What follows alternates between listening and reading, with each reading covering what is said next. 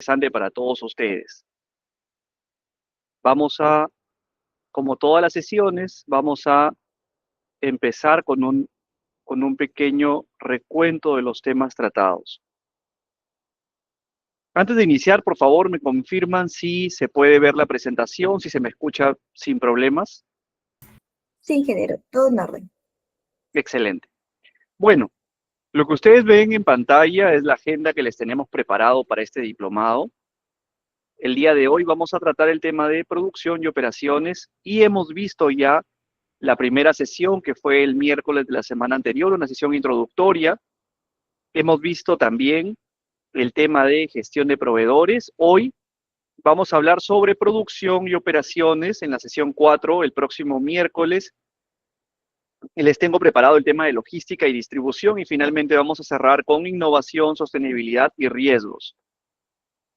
Para recordar, por favor, si hay alguna pregunta, con todo gusto, vamos a recordar a nivel introductorio que la gestión de cadena de suministro es aquel término acuñado en los años 80, 90 que maneja en su integridad el proceso productivo desde las materias primas hasta que los productos llegan a las manos del consumidor final. Como componentes clave tenemos el conjunto de actividades, instalaciones, medios de distribución, etcétera, que nos permite llevar un producto hasta el cliente o usuario final o consumidor. La logística o gestión logística es parte de la gestión de cadena de suministro y a su vez la gestión logística tiene algunos componentes como planificación, adquisiciones, gestión de almacenes, gestión de inventario, distribución, logística inversa, etcétera. Como gestión de almacenes, habíamos visto que la gestión de almacenes es la gestión de la infraestructura física, mientras que la gestión de inventarios era el control de aquellos materiales que se movían dentro de los almacenes. Y nos quedó a todos claro que gestión de inventarios no es lo mismo que gestión de almacenes, pero que un término no existe sin el otro. Habíamos conversado también sobre los principales actores de todo proceso de cadena de suministro, Incoterms, para qué servían los Incoterms. Luego también habíamos conversado sobre estrategias y habíamos estudiado las principales estrategias en este curso, ¿no? Estrategia de segmentación, ABC, matriz Kraljic, automatización, estandarización, gestión de inventarios, gestión de proveedores, gestión de riesgos. Y en la segunda sesión entramos a fondo a gestión de proveedores. Bueno, un recuento de todo lo que hemos visto, ¿no? Habíamos hablado también de la logística verde o de la gestión de cadena de suministro sostenible. Y finalmente habíamos decantado en la importancia de, llegó para acá, habíamos decantado en la importancia de la gestión de proveedores. Eso lo tengo por acá.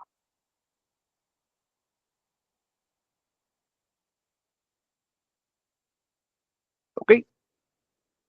Y cuando vimos proveedores, habíamos estudiado el día viernes cómo los proveedores y la gestión de proveedores había migrado desde un enfoque transaccional, es decir, el proveedor suministra un bien o un servicio y el cliente paga al proveedor. Desde ese enfoque habíamos evolucionado hasta el día de hoy, que es un enfoque de gestión estratégica de largo plazo, de sociedad o también denominada una sociedad estratégica.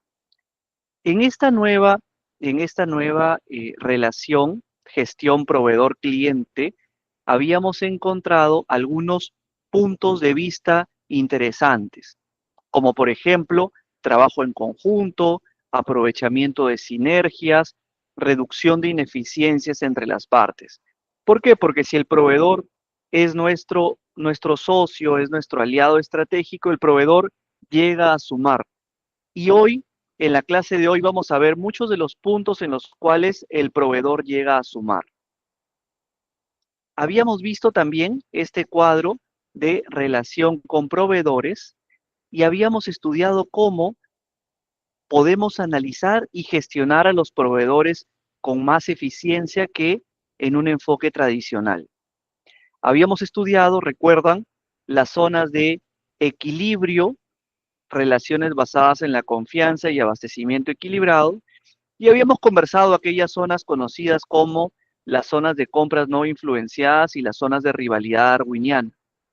Habíamos hecho mucho énfasis en que necesitábamos alejarnos de las zonas de rivalidad darwiniana y acercarnos a las zonas de relaciones basadas en la confianza y abastecimientos equilibrados.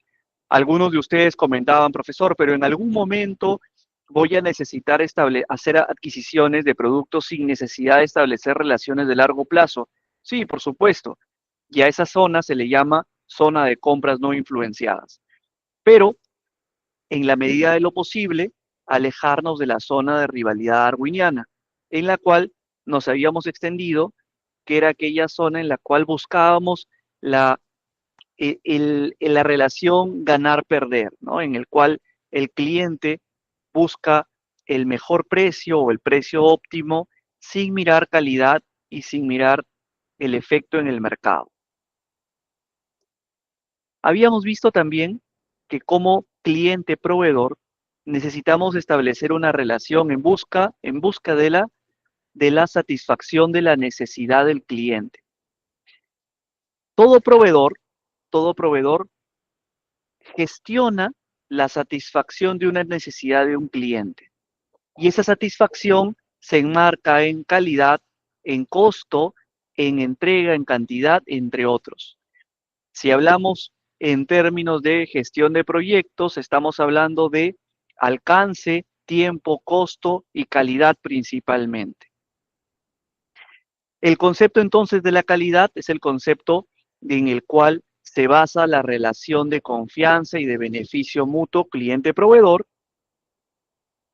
Es por ello que hablamos de importancia de proveedores y habíamos también hablado de la importancia y de la necesidad de que las empresas cuenten con lista de proveedores calificados o seleccionados.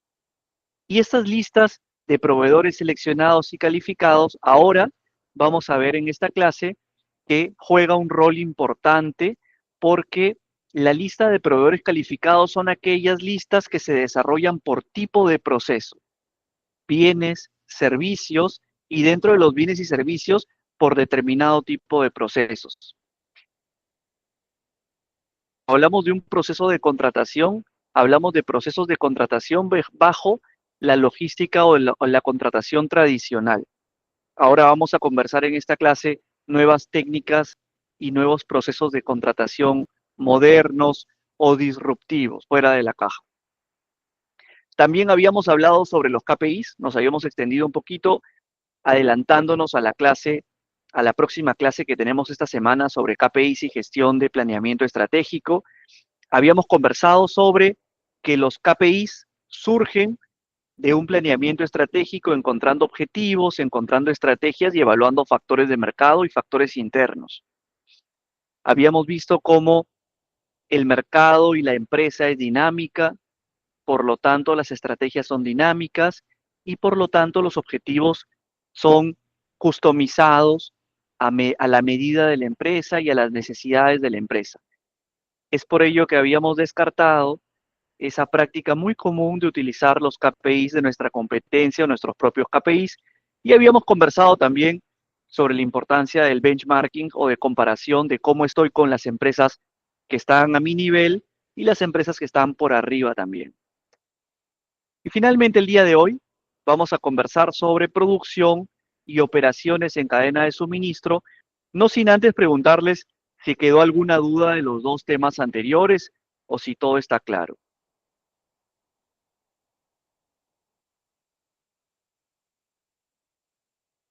¿Me confirman, por favor, estamos claros? ¿Hay alguna consulta respecto al tema introductorio? Gracias, Heidi, gracias, Joan. Respecto al tema introductorio o respecto al tema de gestión de proveedores. ¿Está todo claro? Abro chat. Excelente, gracias, Juan. Perfecto, Araceli, gracias, Darwin. Listo. Como ustedes saben, si es que existe alguna duda, por favor, en línea, con todo gusto. Bueno, dentro de producción y operaciones en cadena de suministro hay algunos conceptos que tenemos que empezar a tocar. Cuando hablamos de producción y cuando hablamos de cadena de suministro, necesitamos hablar de flujo de materiales. El flujo de materiales es el recorrido de todos los procesos operativos dentro de nuestra empresa.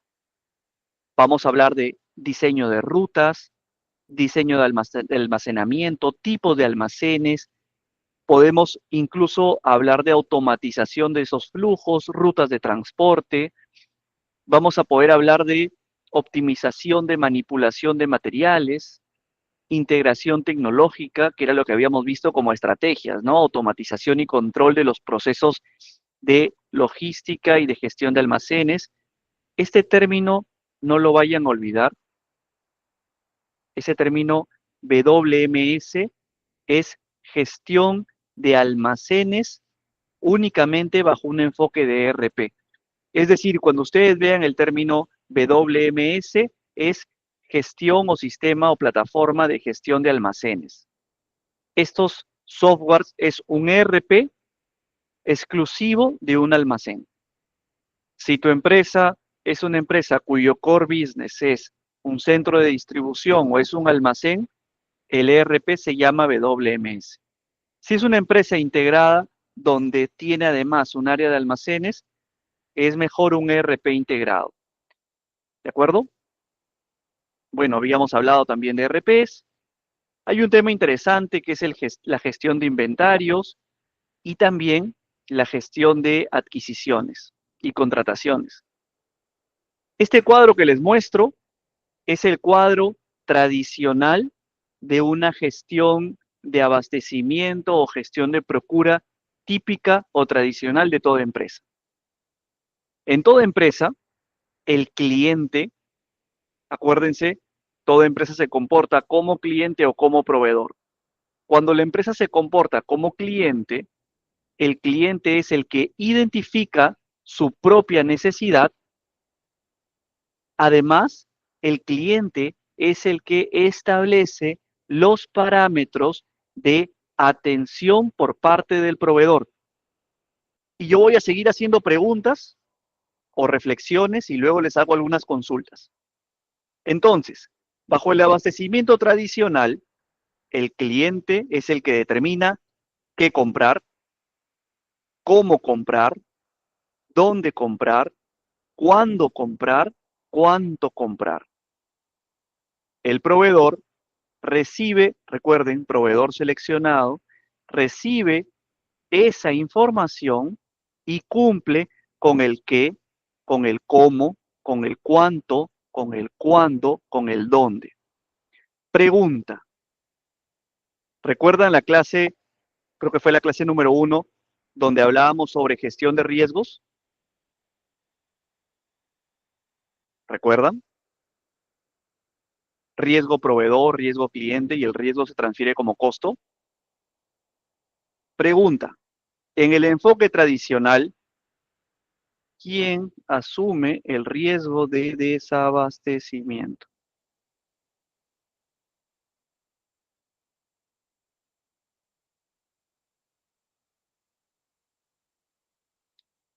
¿Qué más? Brian dice la misma empresa. ¿Qué opinan ustedes?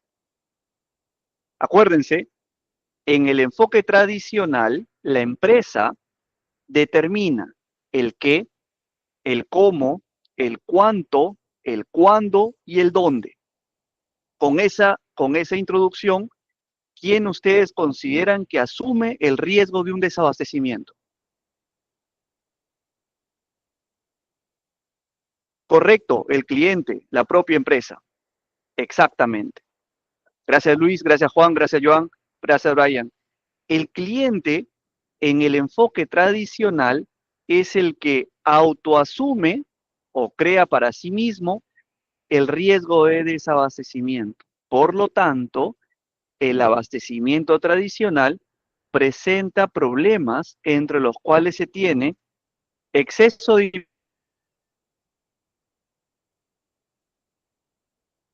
inventario o quiebre de inventario. Por lo tanto, deficiente nivel de servicio, paradas de producción e incremento de costos. Hay una serie de problemas asociados a los inventarios, algunas estrategias para tener inventarios con algunos factores de seguridad, pero en líneas generales, el manejo del inventario normalmente bajo el enfoque tradicional lo hace la propia empresa. El día de hoy yo vengo a comentarles nuevas metodologías bajo las cuales su empresa va a poder descargar un poco de responsabilidad en sus proveedores, va a poder apoyarse en proveedores expertos seleccionados y esos proveedores expertos van a hacerse cargo, dependiendo del tipo de estrategia, de determinadas adquisiciones. Vamos a conversar sobre ellas. Primera estrategia Just in Time. Pregunta, ¿han escuchado hablar de la estrategia Just in Time? Por el nombre, ¿qué creen ustedes que busca la estrategia Just in Time?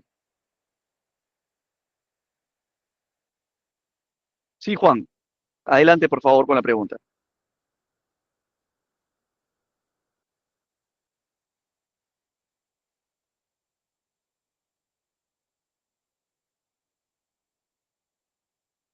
Estimada Denise, ¿me ayudas con el micro, por favor? ¿Hay una pregunta? ¿O quien desea hacer alguna pregunta?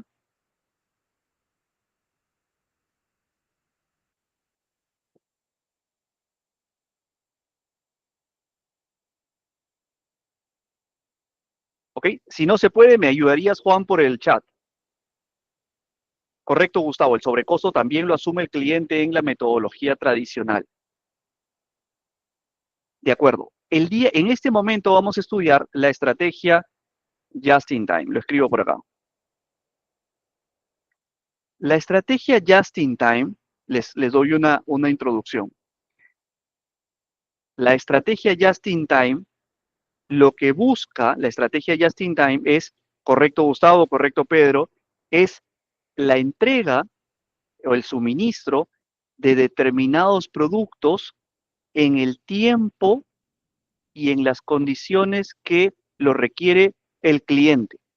Pero pregunta, ¿quién sigue siendo el responsable de la rotura de stock? ¿O el responsable mayoritario? Sigue siendo el cliente. De acuerdo. El cliente, aún en la metodología Just in Time, sigue siendo el responsable de la rotura de stock porque él mismo es el que establece la cantidad y el periodo de entrega.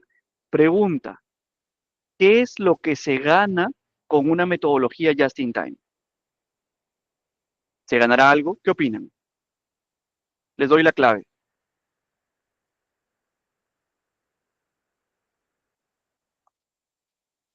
¿Ustedes creen que el almacenamiento y la gestión de inventario tenga un costo? Correcto. Cuando aplicamos una gestión just in time, estamos buscando optimizar costos, pero costos del tipo de almacenamiento y gestión de inventarios. Pregunta, ¿quién me puede poner un ejemplo o nos puede poner un ejemplo de una empresa que sufra altos costos por almacenamiento y gestión de inventarios que puedan ser superados con una correcta gestión just in time? ¿Alguien ha empleado alguna vez gestión just in time? Les pongo yo un ejemplo. Imagínense una empresa desarrolladora de proyectos y esta empresa desarrolladora de proyectos tiene una serie de proyectos a lo largo y ancho de todo el país. ¿Ustedes creen que esta empresa o para esta empresa sea rentable adquirir productos y estar guardándolos en los distintos almacenes de las distintas obras? ¿O pueda aplicar a una gestión just in time en el cual coordine con el proveedor el envío directo a la obra en el momento en que se necesite y en el momento en que el área de producción, según el cronograma, vaya a requerir de determinado producto? En esos casos, correcto Luis, también podemos aplicar gestión just in time para este tipo de rubros. Lo importante de la gestión just in time, correcto Percy, lo importante de la gestión just in time es tener el producto que llegue no al almacén, sino que llegue a las manos o al sitio donde se va a utilizar. Ahora les muestro un poco más de teoría. Entonces, esta gestión just in time fue desarrollada por Toyota, la fábrica de automóviles, y esta logística just in time pone foco en eficiencia de las líneas de producción, de modo que los suministros o la logística esté enfocada a cada producto y al momento en que cada producto se requiera. Normalmente la gestión tradicional es: compra todos los productos que necesites para determinada actividad, cómpralos a la misma vez y los guardas en el almacén. Y conforme los requieras, los vas dosificando a obra. Ello tiene sus pros y sus contras, ventajas y desventajas. Pero la principal ventaja y lo que se busca optimizar con la estrategia just in time son los costos de preservación y almacenamiento. Entonces, el sistema justo a tiempo o just in time es una filosofía cuyo objetivo es reducción de todo lo que implique un desperdicio. Entiéndase por desperdicio, bajo el enfoque just in time, a todo aquella actividad que nos suma y que nos resta utilidad. ¿De acuerdo? Entonces, cuando hablamos de sistemas de compra justo a tiempo, necesitamos un socio estratégico. ¿Quién creen ustedes que es el socio estratégico de una compra just in time? A ver, por acá hay algunas preguntas interesantes. Juan nos comenta una distribuidora.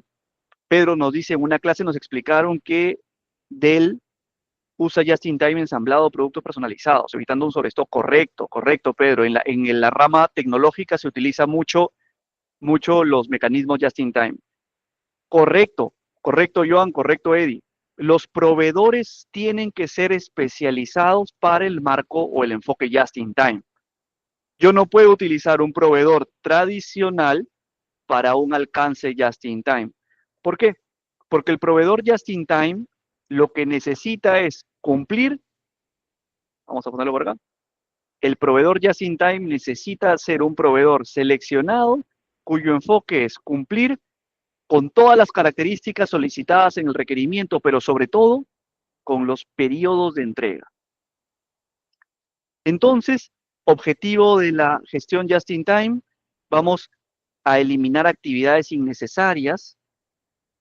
Recuerden, la relación a largo plazo nos permite evitar pasos innecesarios, pasos productos de la desconfianza muy típica en una relación laboral. Cuando aplicamos a una relación de largo plazo, vamos a estandarizar procesos y a optimizar pasos. Vamos en gestión just in time, a eliminar el inventario de la planta, eliminar o reducir. Hubo una clase, les comento, hubo una clase donde efectivamente unos alumnos preguntaban por, profesor, en mi empresa tengo productos críticos y no puedo aplicar gestión just in time a todos. Esa es una muy buena pregunta. Recuerden que no necesitamos aplicar just in time a todos los productos de la empresa, porque hemos aprendido un nuevo término. Hemos aprendido segmentación. Y recuerdan la matriz de Kraljic. Podemos aplicar estrategias just in time a aquellos productos que surjan de la matriz Kraljic. Aquellos productos específicos que bajo la matriz Kraljic puedo manejarlos como productos just in time.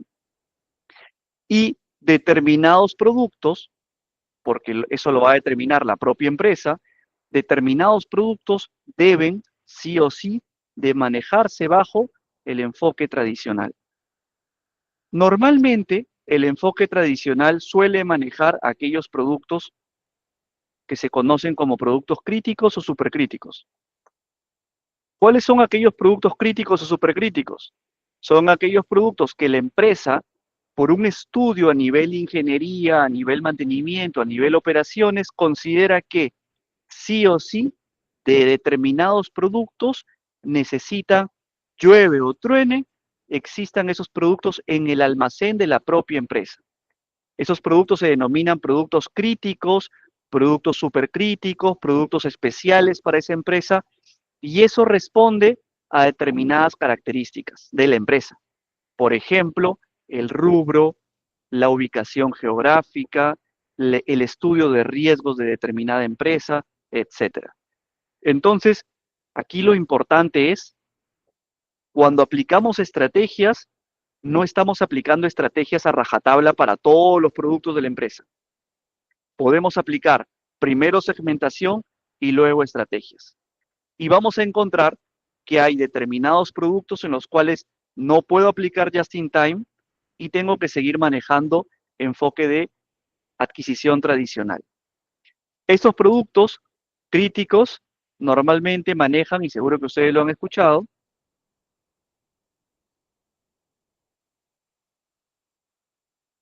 correcto, Juan, hay productos que manejan características dependiendo de los factores de ponderación de la empresa. Por ejemplo, en la empresa donde yo laboro, ¿se aplica just in time? Sí, pero también se aplica gestión tradicional a determinados productos que, por un tema de seguridad de procesos, necesitas contar con esos productos en tu almacén.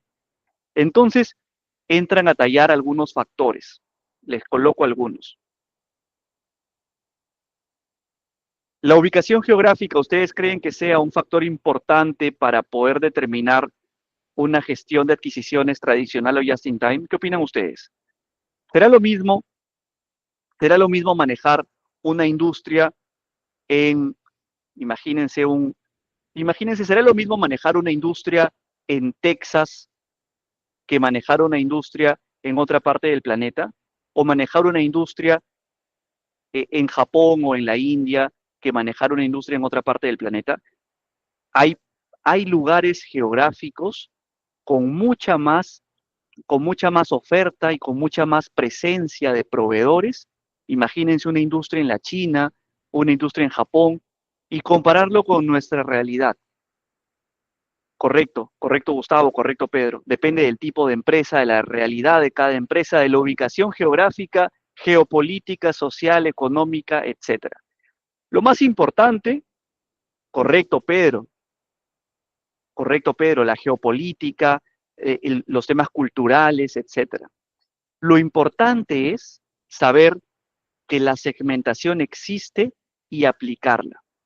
Recuerden, recomendación, la estrategia de segmentación es particularizada para cada tipo de material y para cada proceso.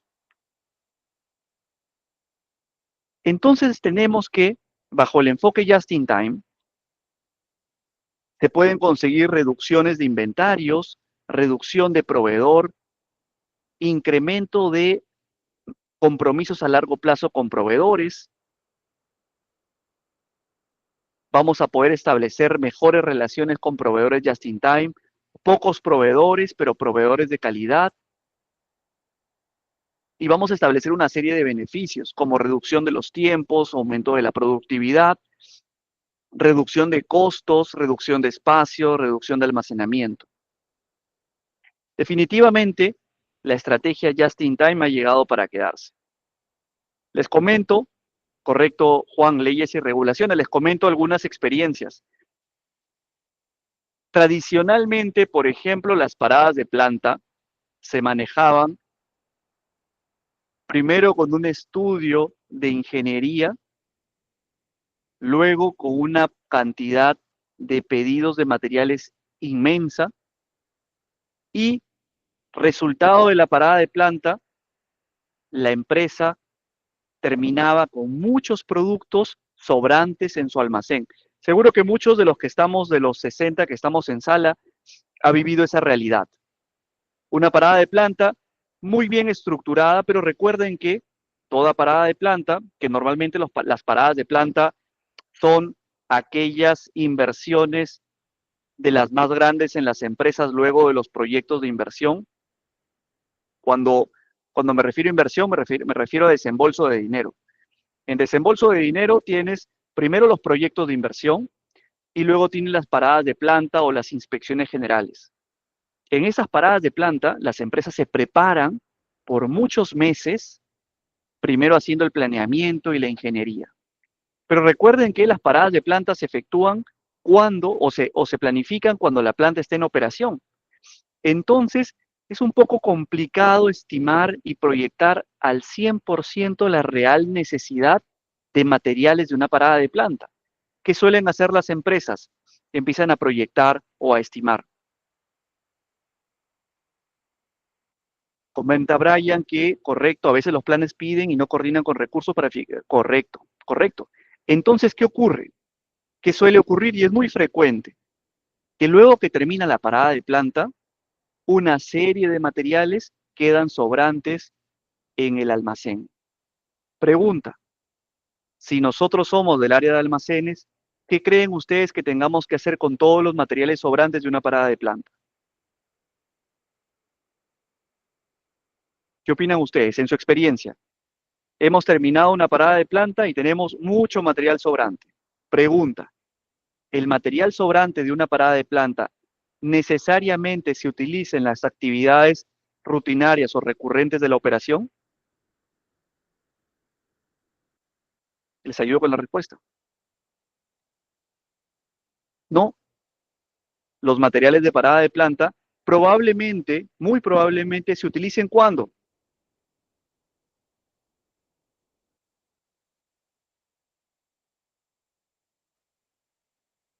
Correcto, Brian.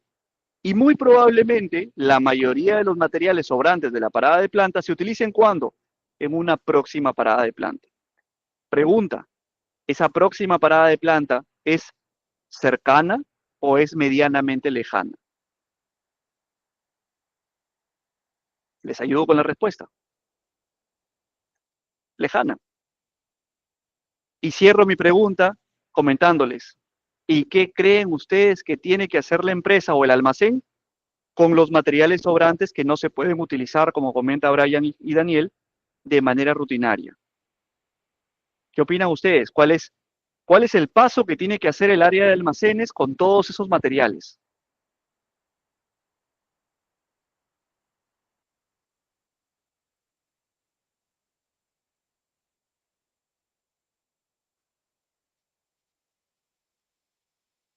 Correcto, Manuel, correcto, Brian. A veces se usan, sí, correcto, a veces se usan, pero lo normal es que sobren y se guarden. Se guarden hasta la próxima parada de planta. Y para que puedan durar, tenemos que gastar, porque eso no es una inversión, sino es un gasto en gestión de almacenes, gestión de inventario. Correcto, Pedro, custodia y mantenimiento. Ahora, imagínense que ustedes propongan al gerente de planta una estrategia just in time para ahorrar todos esos costos de custodia y mantenimiento de todo lo que sobren. Les pongo el siguiente ejemplo. Hay empresas que bajo la modalidad just in time, ustedes preparan el mismo requerimiento de materiales. La empresa llega y se posiciona como si fuese una bodega de materiales, se posiciona en la zona de parada de planta y únicamente descarga o despacha los materiales que se van a requerir para el periodo de parada de planta. Una parada de planta más o menos dura unos 25 a 35 días. Se descarga todo ese material y luego se hace la liquidación y el pago de únicamente aquello que se utilizó. La compañía Just in Time termina y se retira. Pregunta, a nivel logístico y de inventario, ¿no creen ustedes que sería interesante darle una mirada y revisar la oportunidad de trabajar en una gestión just in time en esta empresa o en este tipo de servicios? Por supuesto, muy probablemente, si hacemos el análisis, la gestión just in time de una parada de planta, previo análisis, pueda ser mucho más eficiente y económico bajo un esquema just in time que bajo un enfoque tradicional. Pregunta, ¿cuál creen ustedes que es el enfoque actual mayormente utilizado en paradas de planta? sigue siendo el enfoque tradicional. Entonces, ya ustedes saben una utilidad importante que le pueden dar al enfoque just in time dentro de sus empresas. Brian comenta, ese gasto lo asume la minera porque la service que da el servicio cotiza en el presente presupuesto y gasto la minera y al final devuelven el dinero a la service de todo lo gastado porque está incluido en el servicio. Ese servicio just in time, ese servicio just in time, lo que nos va a ahorrar, Brian, es que la empresa compre el material de manera directa y que luego almacene y preserve y custodie ese material. Correcto. Perfecto. Entonces, ese es el enfoque just in time. Ahora les traigo otro enfoque. Este enfoque se llama enfoque BMI o Vendor Management Inventory. ¿Qué novedades trae este enfoque nuevo? En este enfoque, lo que estamos buscando es, y aquí les comento esto. ¿Recuerdan este cuadro que les hice aquí? Pregunta, en este cuadro, en el enfoque tradicional, ¿quién se encarga de definir el qué, el cómo, el cuánto, el dónde y el cuándo? ¿Se acuerdan? ¿Quién se encargaba en el enfoque tradicional de toda la responsabilidad? Correcto, Brian, el cliente.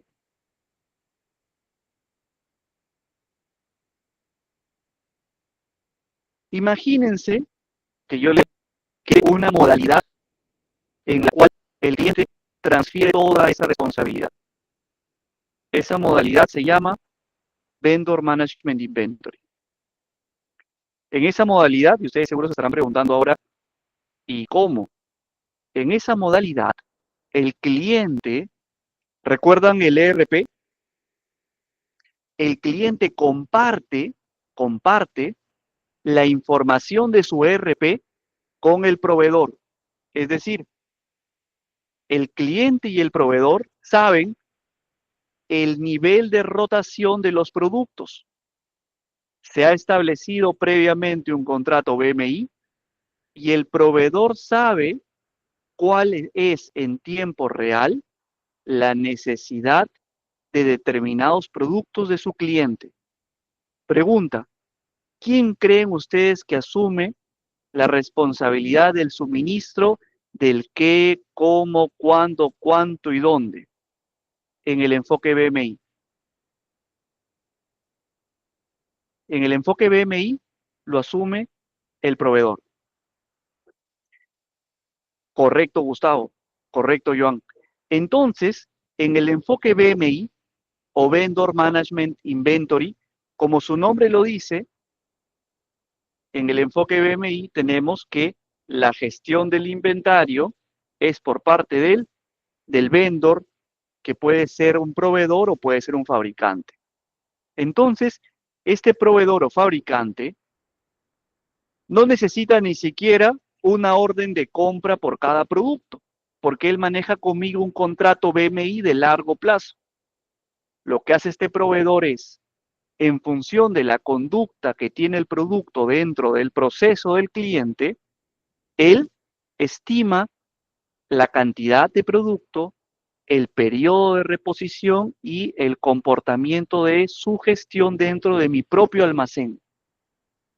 Esta gestión la maneja el proveedor y el proveedor se convierte en un experto del proceso de sus propios productos. Qué interesante es esta gestión BMI porque generamos una sinergia.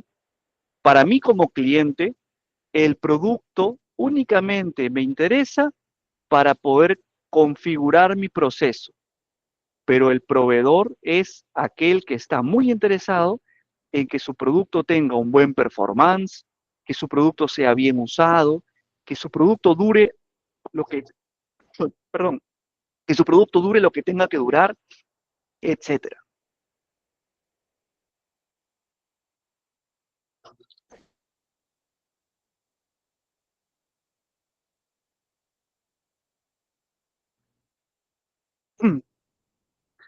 Entonces, En la gestión BMI, el proveedor es aquel que regula la cantidad y el momento en el cual suministrará los productos al cliente.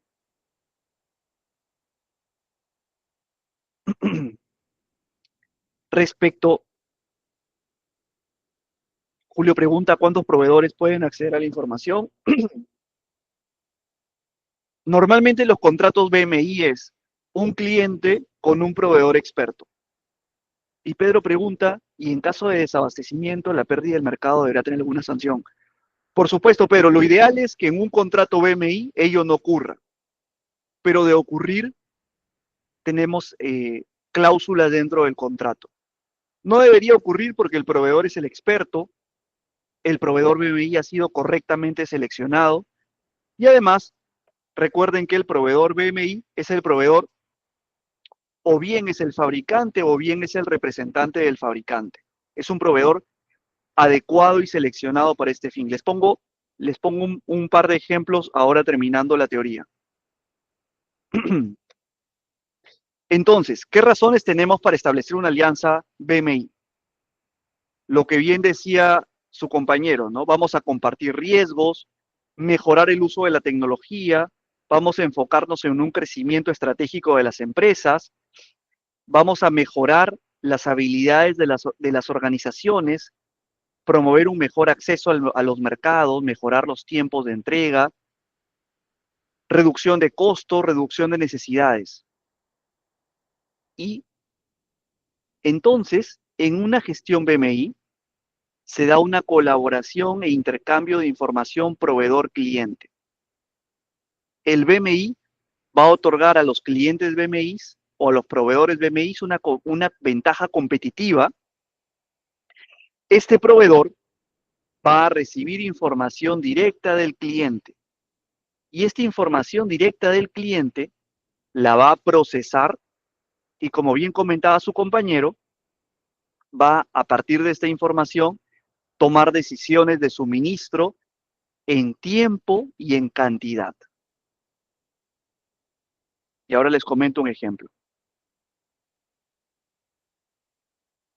Imagínense una empresa bajo el enfoque tradicional. Seguro que a más de uno de los que está en sala les ha tocado.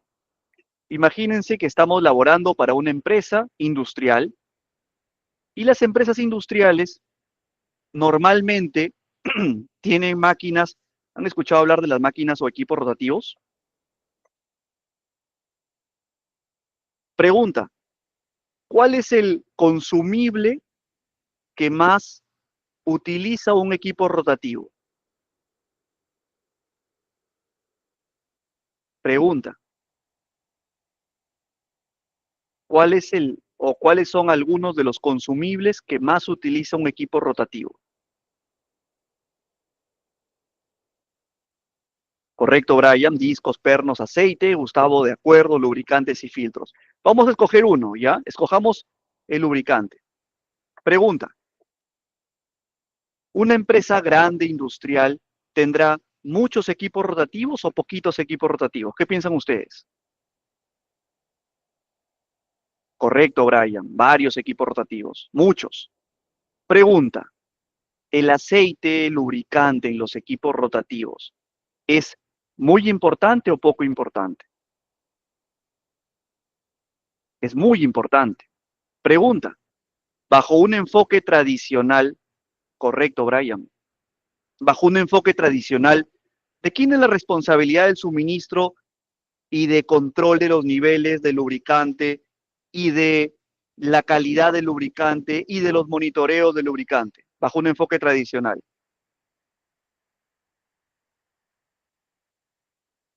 Les ayudo. Correcto, del cliente. Correcto. Correcto, Brian. Correcto, Julio. Correcto, Daniel. Seguimos razonando. Pregunta, ¿el cliente es experto en lubricación o el cliente es experto en su core de producción? ¿Cuál es el expertise del cliente? ¿Lubricación ¿O el expertise del cliente es su corte de producción? Correcto. El expertise del cliente es producción. ¿Y quién creen ustedes que es el experto en lubricación?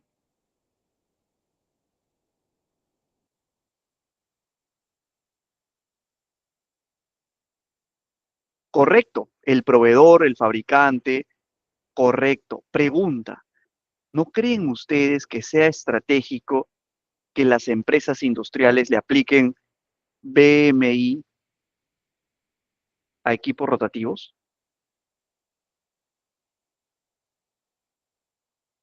¿Se imaginan? Imagínense una empresa en la cual gestione un contrato a largo plazo BMI. Ah, me olvidaba de un paso. Pregunta. Ustedes tienen un determinado equipo rotativo, seguro que importante, alguna turbina grande, algún compresor grande, alguna turbomáquina grande. Normalmente, estos fabricantes recomiendan determinados tipos de lubricantes. Usted no puede cambiar el tipo de lubricante, no lo puede cambiar, el modelo de lubricante. Es más, algunos fabricantes incluso no solo le dan el modelo, sino también le dan el fabricante de ese lubricante. O sea, usted no puede cambiar el modelo.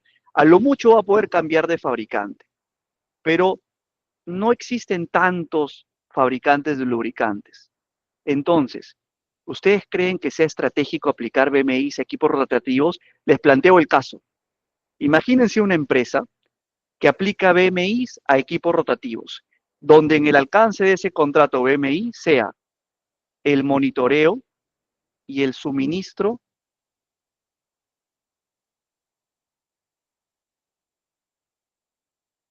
pero además del monitoreo y suministro de los lubricantes, necesito que me monitoree las condiciones del lubricante en la operación.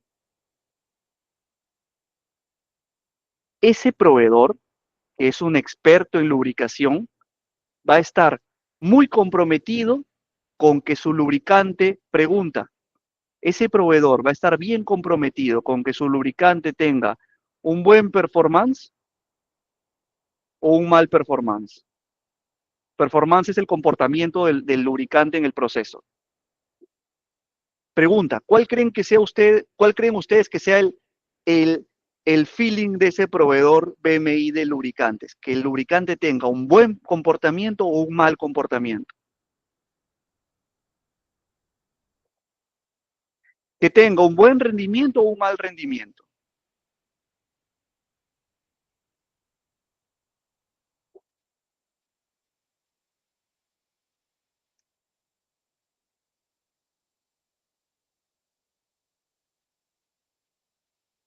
Correcto. Por lo tanto, ese proveedor va a participar con su asesoría y va a interesarse en el proceso. ¿Por qué? Porque ese proveedor va a estar interesado de que su lubricante cumpla con las expectativas del cliente. ¿Por qué? Porque ese contrato, esa relación a largo plazo, el proveedor va a querer y buscar que se extienda por muchos años de gestión contractual. Por lo tanto, de acuerdo Brian, de acuerdo Darwin, por lo tanto, por lo que va a buscar ese proveedor es buscar asegurar que su producto se mantenga en el tiempo y él continuar brindando ese servicio just in time. Tuve la oportunidad de incorporar esta gestión de BMI en una empresa industrial que manejaba muchos equipos rotativos. Bajo el enfoque tradicional, como bien comentaba su compañero Brian al inicio, bajo el enfoque tradicional, lo típico era que el cliente compraba los cilindros de lubricante y los tenía almacenados en una bodega al costado de los equipos rotativos. El operador del cliente también, eh, lógicamente no era un experto en lubricación, no conocía las condiciones de almacenamiento y ese producto muchas veces se contaminaba y el lubricante, el propio proveedor, era el que lo incorporaba en la máquina rotativa sin mayor conocimiento y tampoco sin un control de los parámetros de calidad de ese lubricante. Nadie tomaba muestras de cómo es el lubricante. Ustedes saben que los lubricantes es como la sangre en el cuerpo humano, ¿no? Tenemos que muestrearlo de vez en cuando, con cierta frecuencia, tomar determinados análisis de cómo este lubricante se está comportando para poder predecir determinadas condiciones en el equipo, etcétera. Todo eso no se hacía. ¿Y por qué no se hacía? Porque el cliente normalmente no es experto en determinadas ramas. Pero con una estrategia BMI, el proveedor BMI, que era el proveedor representante de la fábrica del mismo lubricante que se venía comprando, este proveedor entró y todo dio un giro para bien. El proveedor BMI empezó, además de el suministro y el monitoreo del producto, empezó a incorporar puntos de mejora. Por ejemplo, un punto de mejora, el almacenamiento. Otro punto de mejora, que es súper crítico en este tipo de productos perecederos. El segundo punto era las fechas de caducidad. Pregunta, ¿a cuántos nos ha pasado comprar lubricantes, tenerlos en el almacén, no aplicar una estrategia FIFO y que los lubricantes empiecen a caducar dentro de nuestro almacén? ¿Cómo le explicas al gerente de la empresa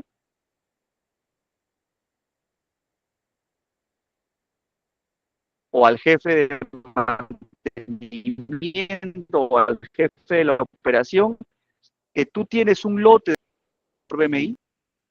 Muy difícil que le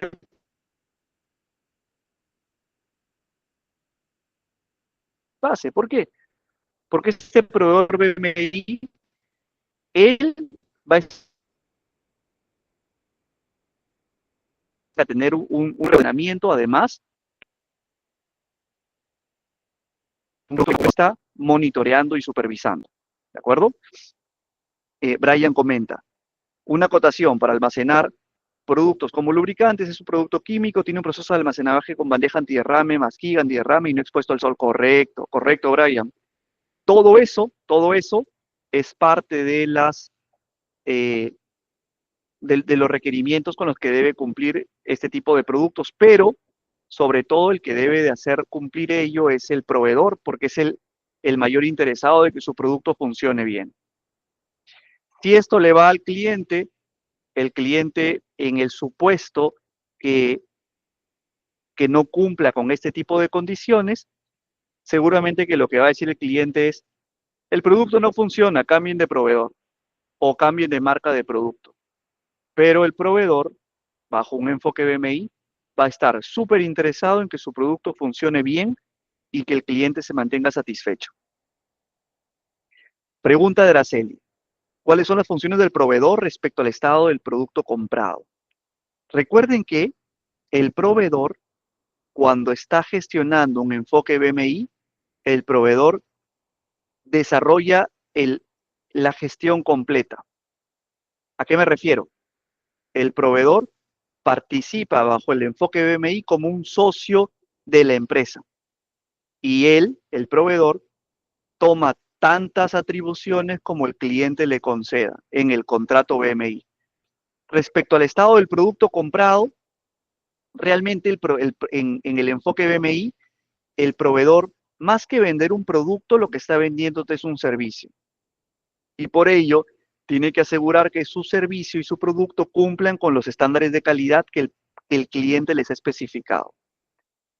Como ustedes ven, hay una serie de ventajas entre el enfoque BMI y el enfoque tradicional. Sobre todo, le va a permitir descongestionar al cliente y que el cliente pueda dedicarse a su corte operacional. Y el proveedor hará lo suyo también.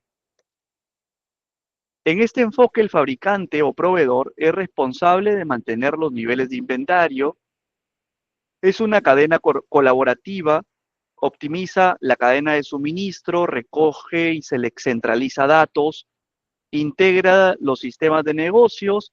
El fabricante o el proveedor es responsable de acceder a la data de los inventarios de sus clientes. Ahora, si el cliente está automatizado, eso puede ser en modo remoto incluso. Las metas del BMI son reducción de los costos, mejora la visibilidad, mejora la disponibilidad de los productos. Antes y después de un BMI tenemos grandes ventajas y la principal ventaja es que el cliente va a poder liberar recursos para otras áreas críticas, esto sin descuidar la calidad de sus procesos. Antes de pasar a otro tema, quería preguntar si está claro. ¿Quedó todo claro el tema Just in Time y BMI? ¿Les pareció interesante? ¿Habían escuchado hablar antes del BMI? Del Just in Time seguro que sí, pero del sistema BMI ¿habían escuchado hablar antes?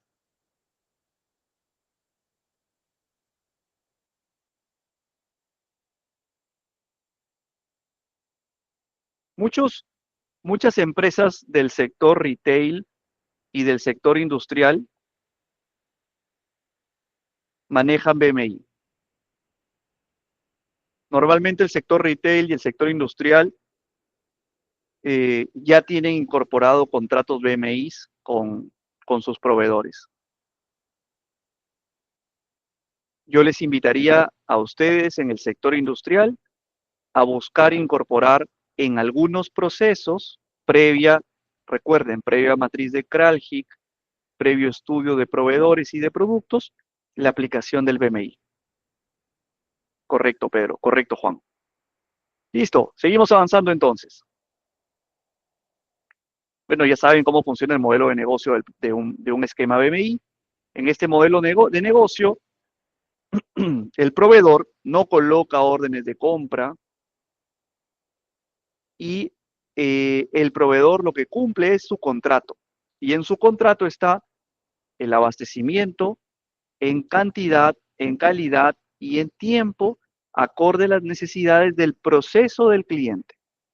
El proveedor tiene acceso a los inventarios y a la data del cliente relacionada con el suministro que va a efectuar. El proveedor recibe los datos de ventas, el nivel de stock y finalmente el proveedor es responsable de crear y mantener el plan de inventarios bajo los lineamientos especificados en su contrato. El cliente tiene múltiples beneficios también, sobre todo el principal beneficio para el cliente es la transferencia del riesgo. Van a ver ustedes que el término riesgo se usa mucho a lo largo de este curso, porque al final ese riesgo vamos a transferirlo. Seguro que ustedes dirán, profesor, pero usted nos enseñó que el riesgo se transfiere con costo. Correcto. Vamos a transferir ese riesgo con un costo asociado y ese costo seguro que lo va a incorporar el proveedor, pero recuerden, esa transferencia de riesgo con el costo asociado al riesgo, nosotros como clientes los vamos a capitalizar. ¿Cómo? Vamos a reducir costos de administración, vamos a mejorar nuestra capacidad e incrementar nuestro nivel de servicio. Si reducimos, si reducimos costos, con esa reducción de costos vamos a poder cubrir los costos que pudiese incrementar ese proveedor en su gestión BMI. Y como proveedor, como bien comentaba su compañero, es un ganar-ganar. Como proveedor va a mejorar su flujo, reducir sus costos, reducir sus ventas, incrementar su capacidad, nuevas oportunidades de servicio, incremento de la lealtad al cliente, menor costo de servicio al cliente, integración automática con el ERP del cliente. Finalmente, los clientes están buscando reducir o eliminar problemas de desabastecimiento, reducir costos, reducir venta perdida, reducir paradas de producción por falta de materiales. Pregunta. Esta pregunta, yo creo que ya todos están en condiciones de responderla. Pregunta. ¿Cuál consideran ustedes que es la principal necesidad que deba implementar una empresa para aplicar Just in Time o BMI? Pregunta. ¿Cuál consideran ustedes que es la principal necesidad que debe implementar una empresa para aplicar Just-in-Time o BMI? ¿Por dónde empezar? ¿Qué opinan ustedes? Bien, Brian, de acuerdo. Estudiar procesos. ¿Qué más?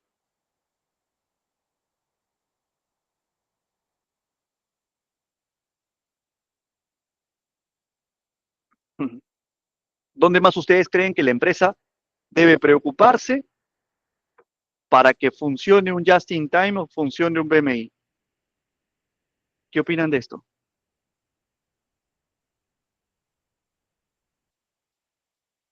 ¿Ustedes creen que una empresa pueda amanecer y decir, mañana vamos a implementar contratos BMI? Correcto, Brian. Necesitamos estudiar nuestros procesos, estudiar nuestras estrategias y empezar por los proveedores. Nosotros necesitamos incorporar ventajas diferenciadoras en nuestras empresas. Un ejemplo de ventaja diferenciadora de una empresa es aplicar procesos logísticos disruptivos, por ejemplo, PMI, y encontrar las ventajas frente a, a la logística tradicional. La logística tradicional la usan todas las empresas. BMI, Just in Time, muy pocas. ¿Por qué? Por desconocimiento, por temas de visión, temas de estrategia. Ahora, el reto es, ya conocemos la teoría, pongámoslo en práctica. Entonces, para desarrollar estas nuevas estrategias, necesitamos un ambiente de confianza mutua proveedor-cliente. En caso no exista este ambiente o esta gestión, esta selección de proveedores, este desarrollo de contratos, cualquier intento fracasará afectando la relación cliente-proveedor de manera permanente. ¿Por qué? Porque como bien decía su compañero, ¿qué pasa si el proveedor BMI me falla? Si el proveedor falla, no lo vas a volver a contratar más, pero ha dejado ya una herida en la empresa, una herida en la organización. Seguro que esa organización buscará no generar otro contrato más de este tipo, pero realmente la causa raíz fue una selección inadecuada de proveedores. ¿Recuerdan cuando conversábamos que hay empresas que no pueden, por algún motivo, eh, dejar de utilizar logística tradicional? Ahora, la logística tradicional no es mala, ¿eh? La logística tradicional es muy, muy, muy ventajosa en determinados rubros. Entonces, cuando tengamos la necesidad de efectuar gestiones de adquisiciones y contrataciones bajo logística tradicional, les propongo una estrategia que se llama lote óptimo de compra.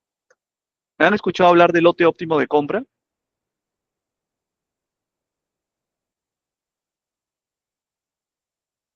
Perfecto, Pedro. Excelente, Araceli. Hoy vengo a mostrarles un modelo matemático que es muy conocido, que se llama el modelo de Wilson. También seguro que ustedes lo han conocido como modelo EOQ. Cuando las empresas inicialmente parten en una gestión de adquisición logística, las empresas normalmente necesitan un punto de referencia para efectuar sus adquisiciones. Ese punto de referencia, cuando no existe aún un juicio experto, puede ser el modelo de Wilson. Recuerden que lo que queremos evitar es el sobrestock y la rotura de stock. Cuando la empresa tiene determinado recorrido en el tiempo, la experiencia suma mucho, pero siempre es bueno ajustar la experiencia o contrastar la experiencia con un método matemático. Uno de los más conocidos desde los años 40 es el método de Wilson o el modelo de Wilson. ¿Qué hace este modelo de Wilson? Este modelo de Wilson estudia el comportamiento de un suministro de determinado producto denominado Q entre la demanda del mercado del producto, el costo de cada pedido y el costo del almacenamiento de cada unidad. En función de esos parámetros, establece una fórmula matemática con la cual va a definir qué cantidad es la óptima de cada pedido. Y así voy a poder establecer qué cantidad de existencias o de producto, cantidad Q, debo adquirir de manera que en el tiempo este producto va consumiéndose en el proceso o saliendo del almacén y hay un punto que se llama punto de pedido o punto de reorden. En ese momento, conociendo la velocidad de consumo y conociendo los plazos de suministro, voy a establecer un punto de pedido en el cual esta cantidad Q va a poder consumirse al mismo ritmo y llegar a un punto en el cual se agote e inmediatamente tenga un reaprovisionamiento del pedido. Y nuevamente ustedes ven, esta cantidad Q se agota y en ese mismo instante ingresa carga fresca y recupero el nivel Q. Y otra vez agoto, hago el punto de reorden, sigo consumiendo el material y llego y nuevamente tengo el reabastecimiento de carga fresca. Eso que les he explicado gráficamente es lo que busca este modelo de Wilson. Es un modelo de estimación del lote óptimo de compra. ¿Por qué lote óptimo? Porque acuérdense que si el punto de culminación de la carga es donde estoy mostrando en el cursor, aquí para que se vean limpio, y la reposición llega después, estoy en un fenómeno que se llama rotura de stock. Pero si el producto llega a este punto, pero atrás, muy atrás, llegó la carga fresca, estoy en un punto conocido como sobrestock. Y si se dan cuenta, tanto el sobrestock como la rotura de stock tiene sus complejidades. La rotura de stock es el crítico porque lo que va a hacer es afectar el proceso productivo y seguramente que una serie de consecuencias más, entre ellas la seguridad operativa. Mientras que el sobrestock lo que va a afectar es la economía de la empresa. En ese análisis, pregunta, ¿ustedes creen que sea útil manejar un modelo matemático en contraste al juicio experto que tienen las empresas para hacer sus códigos de reordenamiento o de reposición? ¿Qué opinan ustedes? ¿Les parece interesante? ¿Les suena lógico mantener un modelo matemático para estudiar mis lotes de compra? Correcto, Joan. Perfecto, Pedro. El punto de reorden, de acuerdo, el colchón de stock. Correcto, Rodolfo. Correcto, Brian. Excelente, Rodolfo. Exacto, el histórico, el juicio experto son patrones importantes que deben funcionar en contraste con un modelo matemático. Recuerden que como el modelo de Wilson hay muchos otros, no es el único. Lo traigo como referente para que ustedes puedan ver qué existe en la industria y cómo se usa. Acá les traigo un ejemplo. Una empresa X distribuye sillas de oficina en su país y quiere conocer cuál sería la cantidad óptima de productos que debe realizar en sus pedidos. Esta empresa tiene una demanda anual de tantas sillas, el costo de cada pedido es $300, el costo anual de almacenaje de cada silla es de $5 y nos piden la cantidad óptima de cada pedido. Entonces tengo la demanda por el precio dividido sobre el costo de almacenamiento y voy a tener una cantidad Q de 7 pedidos anuales. De esta forma, voy a poder con un modelo de Wilson identificar qué cantidad de determinado producto necesito gestionar para esta empresa. Esto, y este punto es importante, los modelos matemáticos no nacen para reemplazar el juicio experto ni los históricos, pero sí se recomienda utilizarlos como patrón de monitoreo, patrón de contraste. Perfecto. Ahora, saliendo de este tema, vamos a entrar un poquito ya a conversar sobre canales de distribución. Quería preguntarles, ¿va clara la clase hasta acá? ¿Les ha parecido interesante? ¿Alguna pregunta? Listo, Joan, ¿vamos bien? Perfecto, Brian. ¿El ritmo está bueno?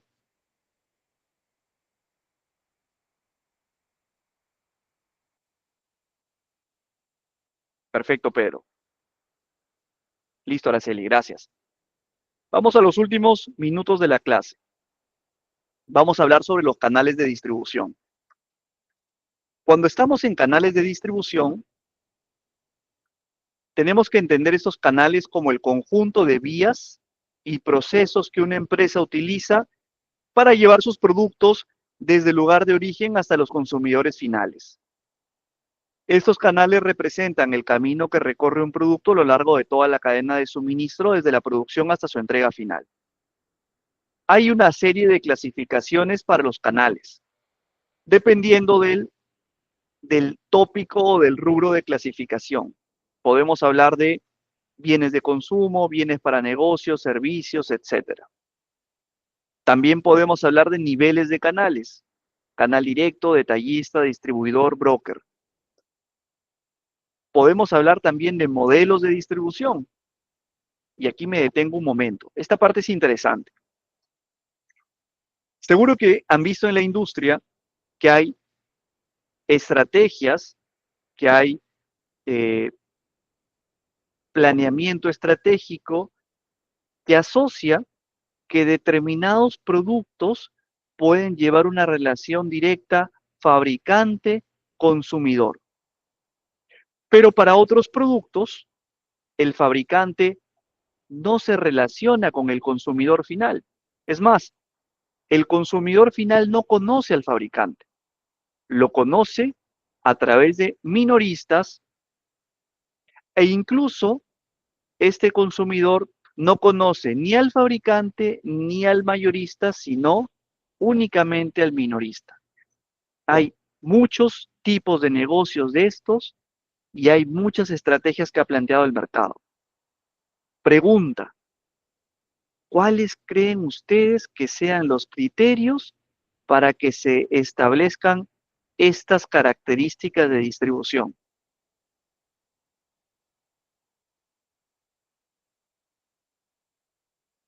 El principal criterio que les vengo a comentar es el criterio de extensión de los productos por parte del fabricante. Y les hago una reflexión para poder todos entrar en contexto. Pregunta: ¿en cuál de los modelos, ustedes creen que el fabricante puede tener control de la calidad de sus productos en las manos del cliente? ¿En aquel modelo en el cual la relación cliente-fabricante es 1 a 1, o en la relación en la cual existen intermediarios al centro? ¿En cuál de las dos relaciones ustedes creen que el fabricante tiene dominio de la calidad de su producto? Correcto, Gustavo, 1 a 1. Entonces, si el fabricante quiere ponderar la calidad de su producto en las manos del cliente, el fabricante implementará la estrategia de atención directa él mismo a su cliente. Pregunta: ¿en cuál modelo ustedes creen que el fabricante pueda extenderse a nivel territorial? ¿En el cual el fabricante te atiende uno a uno o en el cual el fabricante utiliza intermediarios a lo largo de todo el país?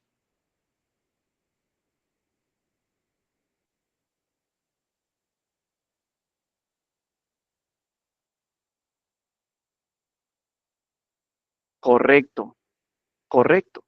Entonces, ya más o menos nos vamos dando cuenta cuándo se utiliza un criterio y cuándo se utiliza otro criterio.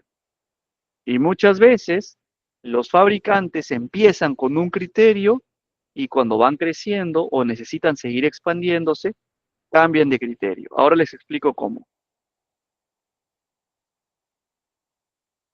Cuando hablamos de canal directo, me refiero a uno a uno. El mismo fabricante es aquel que le coloca el producto en las manos del cliente. Esta es una venta directa, consta de dos elementos nada más, el fabricante y el consumidor final. El fabricante vende directamente el producto al consumidor final. No existen intermediarios y por lo tanto, el productor o fabricante desempeña la mayor de las funciones: la comercialización, además de la producción, el transporte, el almacenamiento, entre otros.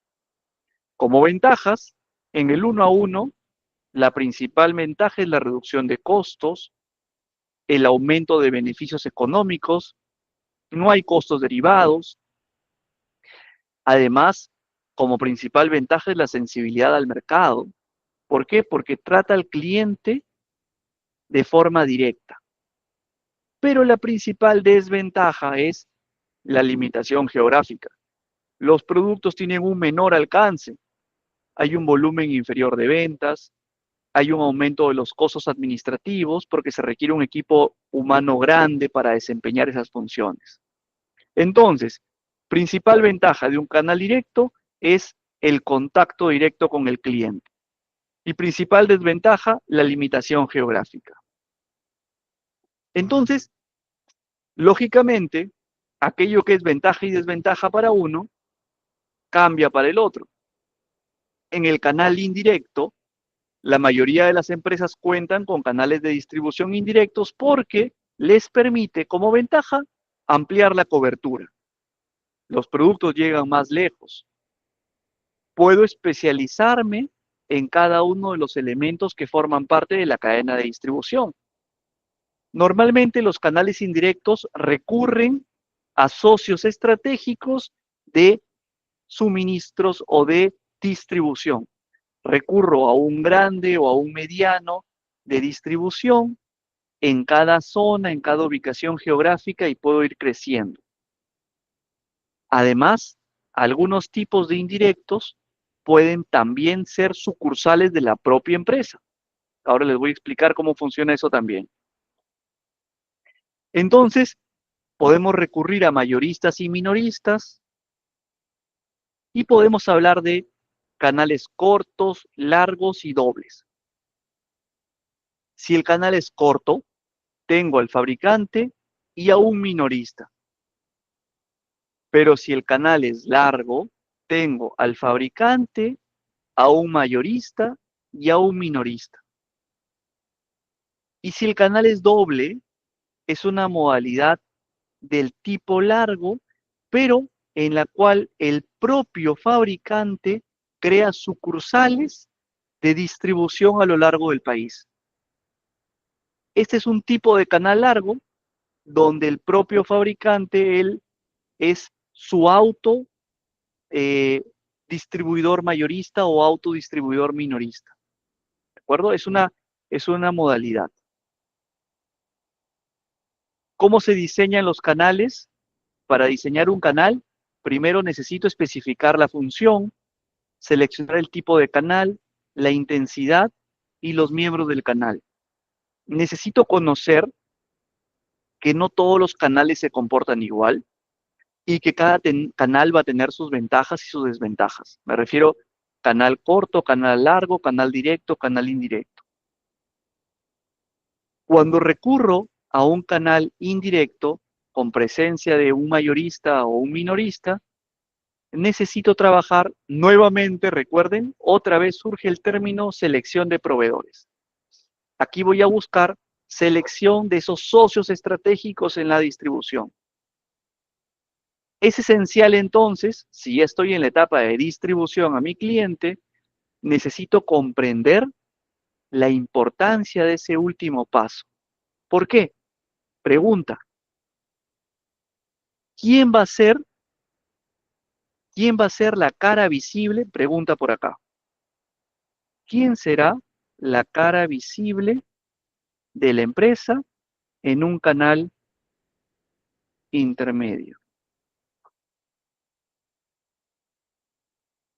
Pregunta. ¿Quién será la cara visible de la empresa? ¿El fabricante o el proveedor? Correcto. La cara visible va a ser el distribuidor o el proveedor. Exactamente. Pregunta. ¿Quién contrata al proveedor?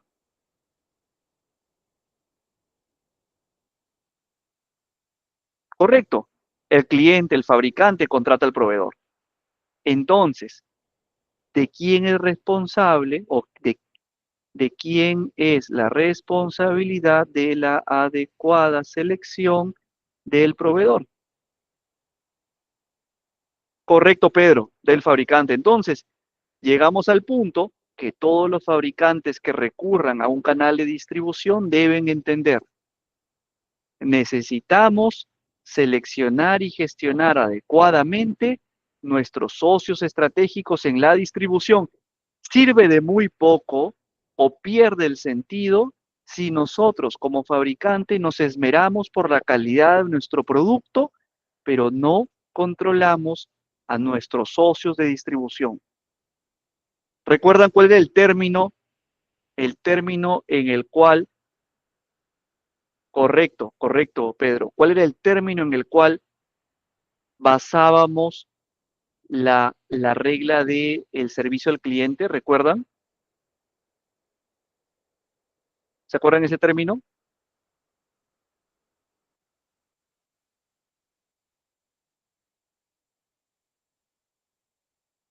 ¿Recuerdan el término última milla?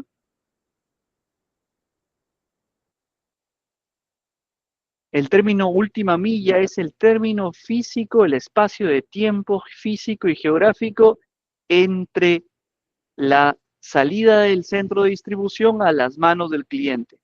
Pregunta, en un modelo de distribución intermedia, ¿a quién le estamos dejando esa última milla?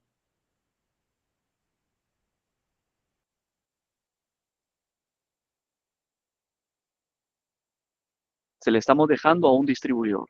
Pregunta, ¿vamos a confiar en el distribuidor o en ese proveedor la calidad de la última milla? Si la respuesta es sí, entonces preocupémonos por seleccionar al proveedor distribuidor adecuado. Ese es el mensaje con el cual estamos cerrando la clase de hoy. Si nuestro enfoque es expandirnos, si nuestro enfoque es crecernos y abarcar más territorio, vamos a necesitar de un distribuidor. A ese distribuidor le vamos a dar la responsabilidad de la última milla. Por lo tanto, necesitamos también buscar distribuidores seleccionados con el mismo criterio con el cual hemos seleccionado a nuestros proveedores. ¿Por qué? Porque finalmente este distribuidor va a ser el proveedor o un proveedor también de un servicio a nuestra empresa. Hasta aquí, por favor, ¿alguna duda? ¿Está todo claro? ¿Cómo les ha parecido la clase del día de hoy?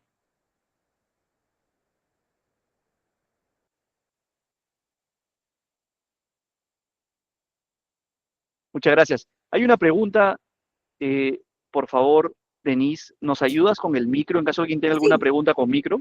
sí, ingeniero. Ya están activos los micrófonos. Gustavo Romero, puedes hacer tu consulta.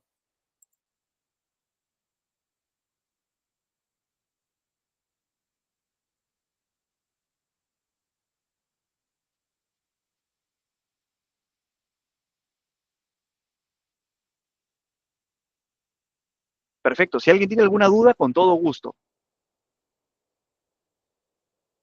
Si todo está claro, muchas gracias por su tiempo, gracias por su participación, gracias nuevamente al equipo de Elevate Perú por la invitación. Kevin, ¿alguna pregunta, por favor? Ingeniero, sí, tengo una pregunta, buenas noches. ¿Cómo está? Todo Buenas lo noches. que, bueno, nos ha enseñado el día de hoy es basado a una empresa de manufactura, pero pasa si somos una empresa de servicio? ¿Te refieres en contrataciones? Claro, exacto. No te preocupes. A lo largo del curso tengo también información que compartir para empresas de servicios. No te preocupes. Es más, si tuvieses alguna duda puntual respecto a servicios, tengo mucha información también que compartirles en contratos, administración de contratos y todo lo que pueda implicar una gestión contractual, sin ninguna duda. Solo que efectivamente nos hemos orientado a adquisiciones por el título del diplomado, ¿no? Que es gestión de almacenes y centros de distribución, pero eso no quita que si alguno tiene alguna duda, tenemos material y sobre todo tenemos la información para compartirla. Ustedes saben que el conocimiento que se comparte es el conocimiento que crece. Gracias, ingeniero. Excelente. Perfecto, entonces, por favor, nos continuamos encontrando el próximo miércoles. Muchas gracias nuevamente a todos por su asistencia, gracias al equipo de Elevate Perú por la invitación. Muchas gracias, ingeniero, por la sesión del día de hoy. Así es, nos reencontramos el día miércoles. Buenas noches. Buenas noches. Estimados profesionales, el link de asistencia ya ha sido compartido acá por el grupo de WhatsApp. Lo voy a reenviar, lo voy a reenviar por el grupo y ha sido compartido igualmente acá por el chat. Además, también esta clase está siendo grabada y va a ser compartido el día de mañana por su grupo para que puedan reforzar lo aprendido. Además, quiero mencionar algo muy importante, que este viernes es el último módulo, quiere decir que hasta esa fecha, viernes 28, tienen plazo para poder acceder al valor promocional de 89,90 para su certificación. El día viernes es la última clase y también su examen final para poder obtener su certificado. Si desean acceder al precio promocional que les acabo de mencionar, comuníquense con nosotros por interno para poder gestionarlo, para poder enviar en los medios de pago y de esta manera brindar su acceso al aula virtual. En el aula virtual ya se encuentra el material PPT y también las clases grabadas hasta el módulo 2. El día de mañana recién se está subiendo el módulo 3. Sí, que tengan muy buenas noches a todos y nos estamos viendo el día miércoles.